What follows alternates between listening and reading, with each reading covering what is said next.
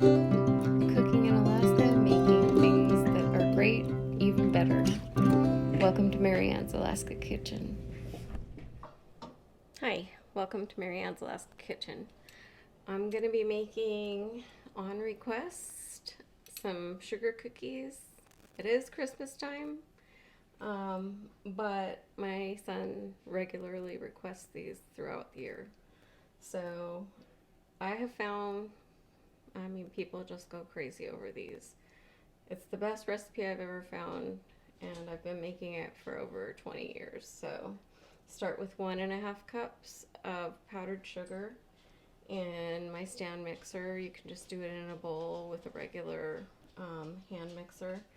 And then I've got 2 sticks of butter that are partially melted. They're going to go into the bowl as well. And just for you, showing how I didn't get my blade on correctly.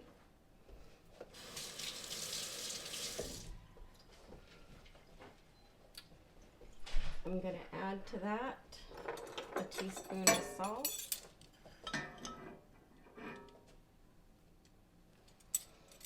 I actually go through enough almond extract that I have to buy it in these sizes. The same with vanilla. So almond extract is the key thing in making these sugar cookies extra special. Next is an egg. I know there's people out there screaming at their YouTube right now that I didn't put that into a bowl, but in decades of doing this, I don't think I've ever ran into a bad egg, so that's just me. Maybe I'm lucky. And then the other critical element is a teaspoon of cream of tartar. It does something to these cookies. It makes them super tender and just amazing. And then I'm going to do a teaspoon of vanilla.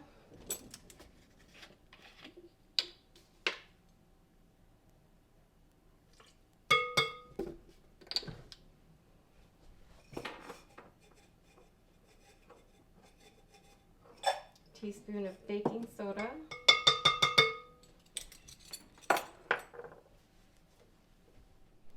And lastly, 2.5 cups of flour.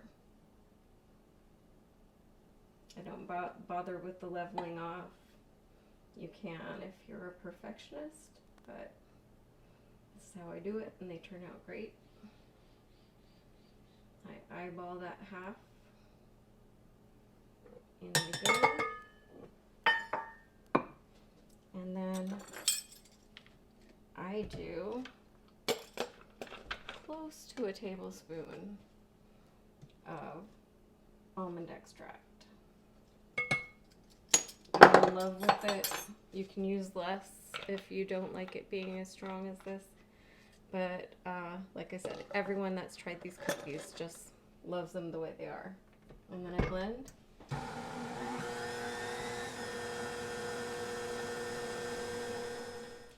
So next, I've got some plastic wrap laid out here on my counter.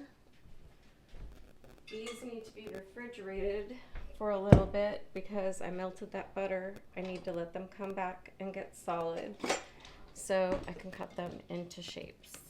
So this is going to go out.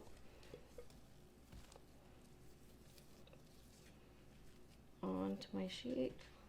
This is a beautiful dough and it is so good.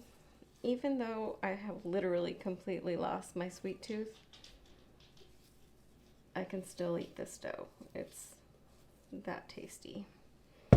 But I'm not going to do that. I'm going to wrap it up. And just as a nice tip, if you put it on a big enough piece of plastic, you can push it out and have it like basically rolled out. You know, not entirely completely, but pretty close to completely. And so you aren't going to have to roll a whole lot of really stiff dough, which is kind of nice. This is going to go into the fridge for about 30 minutes to an hour, or into the freezer if you're in a hurry for about 20 minutes. And then we will roll them out and shape them. So for the icing, I'm going to put a package of cream cheese into a bowl and soften it. And I'm going to do the same thing with another 2 sticks of butter and add some more almond extract and powdered sugar. And I'm going to have some cream cheese frosting for these cookies. So I've just blended in my stand mixer 2 sticks of partially melted butter, a package of cream cheese, and about 5 cups of powdered sugar, and blended them. And then I added about another tablespoon of almond extract. I'm going to take a cup, put my piping bag in it. A vase works also, but this works just fine for me. Pull your piping bag back. You can use the reusable or the disposable ones. This is reusable that I got from Pampered Chef. The disposable ones are fantastic because you don't have to clean them. So I'm just gonna pop all of that frosting into this piping bag, and we're gonna be ready to frost.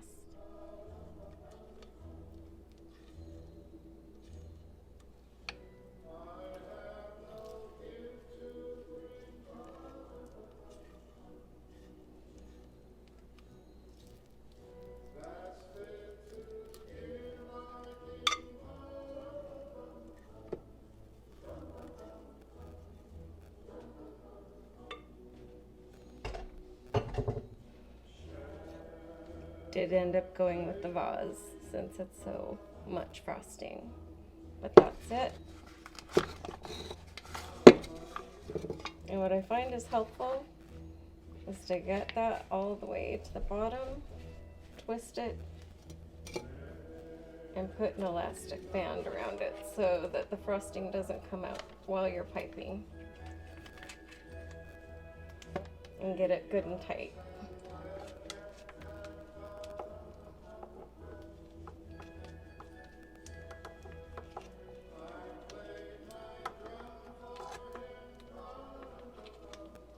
And there we go, ready to pipe.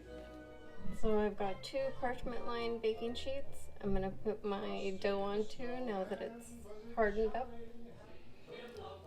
Best rolling pin ever.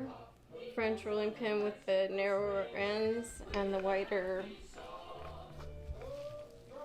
middle. And because this has been in the freezer, I'm rolling it out in the plastic. These are actually cookies that you make kind of thick, and then they kind of spread out a little bit. That's the best way to have them.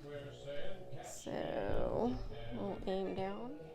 So loosen up your plastic wrap a little bit. You really don't need to use flour. You can if you want to pull it out of the plastic and roll it onto your countertop, but I find this works just great. Get it rolled out. And these are not going to be Martha Stewart cookies.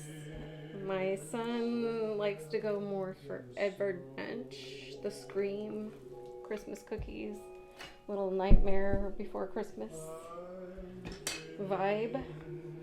So when you see these decorated, there's not going to be any floated icing or anything like that. This is about the flavor, and that's just our family tradition to go a little more mensch than munch. Sorry. I take a few more minutes to connect the dots these days.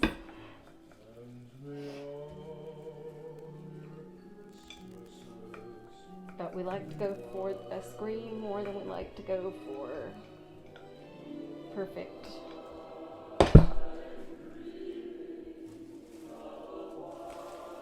Gorgeous cookies. We're just going for delicious, fun cookies. And when you get through all of that dough, you just push it back together And they'll blend pretty easily now that it's warmed up in your kitchen. And re-roll it out so you can finish up your cookies.